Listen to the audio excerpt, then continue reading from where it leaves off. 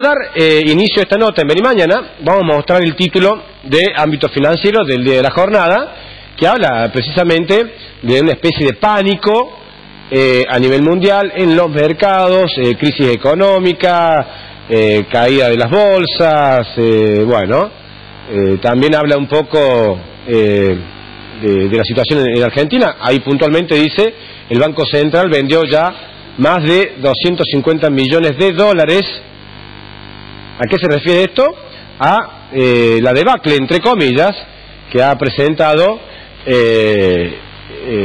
y que vive Estados Unidos. Realmente no sé si será así, es por eso que lo hemos invitado a Gastón Utrera, economista titular de MKT Consultora. ¿Cómo te va, Gastón? Muchas gracias por participar. Gracias. ¿Cómo te va? Bueno, ¿es tan así como titula, por ejemplo, ámbito financiero, pánico mundial? Bueno, efectivamente hay un pánico mundial. Las bolsas ayer cayeron realmente muy fuerte en todo el mundo. El Merval, que es un conjunto de acciones que se cotizan en la bolsa de Buenos Aires, bajó más del 10%, bajaron muy fuerte las bolsas de Brasil, del resto de los países latinoamericanos, de Europa, de Asia, es decir, todo el mundo tuvo ayer pánico financiero. ¿Qué es este pánico financiero, este pánico mundial? Bueno, que los inversores creen que hay altas probabilidades de que Estados Unidos y Europa entren en recesión y que el resto del mundo también entre en recesión, es decir, que baje la actividad económica y por lo tanto salen de manera desesperada a vender acciones de distintas empresas o de todas las empresas en todo el mundo y por eso cae en el valor. Eso es la recesión, eso es la recesión. Digo, baja el nivel económico de todos los países. La actividad económica, exactamente. Y puede haber algunas cuestiones que nos afecten, no solamente, a la economía mundial, pero ya que estamos en Córdoba, Argentina, a nosotros, los cordobeses, ¿nos puede afectar de algún modo esta especie de recesión que se está viviendo ya en algunos países europeos?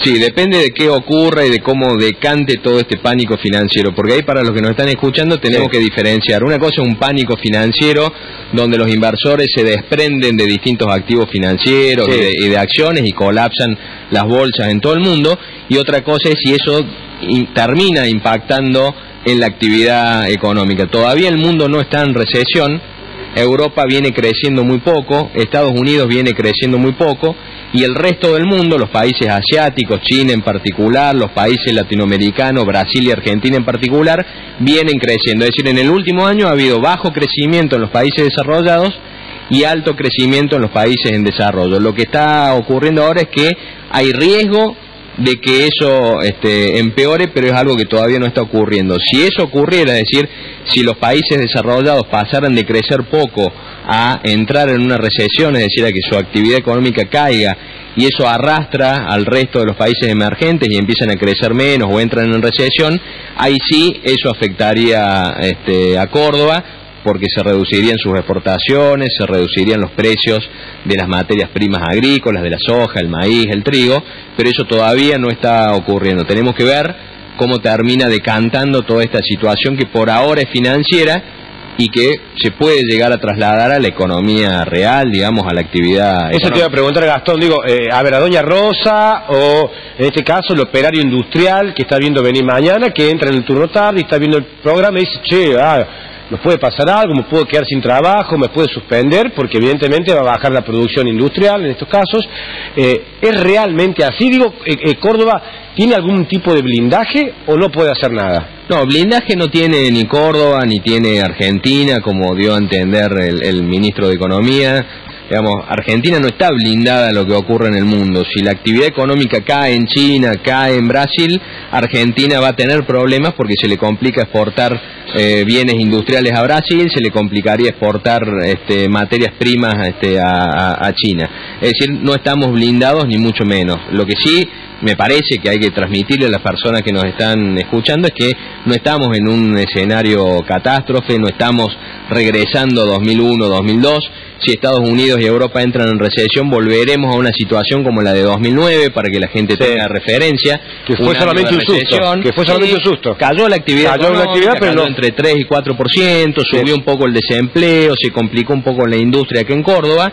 Cayeron los precios de las materias primas, con lo cual el sector agropecuario no estuvo tan bien como en los años anteriores y en los años posteriores.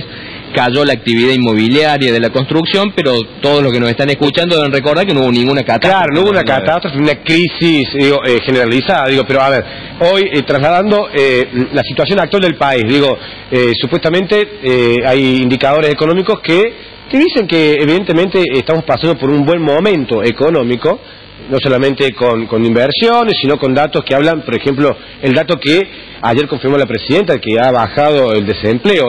¿Estamos mejor preparados, para enfrentar este tipo de situaciones que en años anteriores?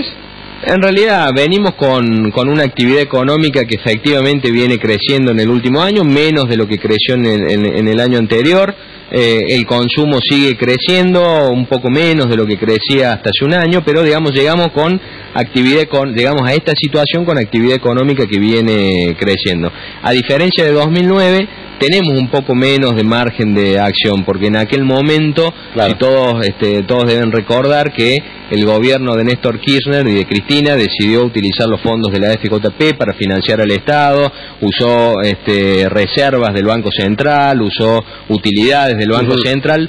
Todas esas cajas a las que recurrió el gobierno nacional siguen estando, pero son cajas más chicas de los que eran en aquel momento. Y además en aquel momento veníamos con menos años de inflación y un poco más de margen para la política monetaria. Es decir, no estamos mal parados, pero tampoco es que estemos en una situación donde... No nos quedemos tranquilos. No nos quedemos tranquilos, digamos, no es para generar desesperación en los que nos están viendo, pero sí es una cuestión a la que el gobierno nacional y el ministro de Economía deberían prestarle atención. Antes de despedirte, hay que buscar responsables, Gastón. A ver, España adelantó las elecciones por su crisis y el reclamo social. Portugal ya sabemos lo que pasó. En Grecia ni hablar. Un hecatombe, crisis social también, hasta muertos inclusive. En Londres también está pasando algo muy parecido. ¿Quiénes son los responsables de que lleguemos a esta situación? ¿Son los políticos, son los mercados, son los inversores? ¿Quiénes son los responsables? Porque está doña Rosa viendo del otro lado, ¿quién tiene la culpa siempre? ¿El político?